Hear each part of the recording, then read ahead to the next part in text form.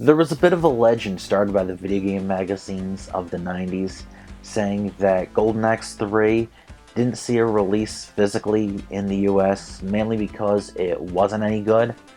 Now, if you believe everything you read, that is not a good sign at all. The only way people in the US got to see this game back then was a limited release on the Sega Channel online service, and not very many places got a hold of that service, and the places that did, it was pretty expensive. If you saw my review on Streets of Rage 3, you may remember me saying that the changes and upgrades to that game sounded all good on paper, but they didn't stop the game from falling short in comparison to its predecessors. Does Golden Axe 3 meet the same fate?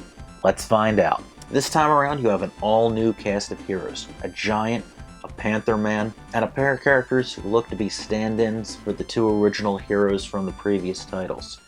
Dwarf Gilius Thunderhead, also from the previous games, returns, but he is not playable. The four are varied in their abilities, the Panther Man being the fastest and the Giant the strongest. The humans are in between. Like before, they also have varying magic abilities, but this time around the animations are not quite as impressive. Visually, the game is a bit of a mixed bag. A lot of the character design is much better this time around, and there are some real moments of brilliance in the art design, like the detail of the wings of the giant eagle you do battle on the back of during one level.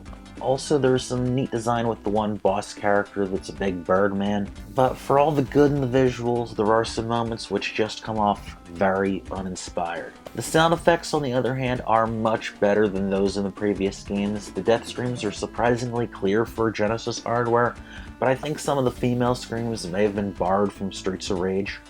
The music here is also good, not quite as memorable as that of the previous games, but it is all still good.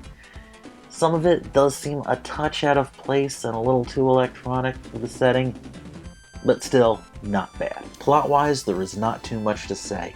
This one's set many years after the previous games. A new great evil character is made off with the Golden Axe, so an aged Gilius Thunderhead enlists a brand new band of heroes to set out and recover it. Simple enough, just how I like my beat-em-up games. The controls of this game mostly behave in the same manner as before. You have a jump button, an attack button, and a special button, and the specials all depend on how many magic pots or bottles you have. But unlike Golden Axe 2, you cannot choose which level of magic attack to cast.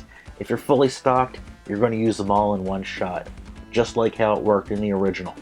But unlike the other titles, there are a few new added moves depending on whether you're holding a direction with certain attacks. Also, it's possible to block by holding away an attack, but it's a little bit awkward at times, and it's also kind of easy to accidentally block in the wrong direction, which really won't do you any good. One of the best additions to the gameplay is the addition of branching paths, making it so between the different characters you can really play the game multiple times and not play it the same twice.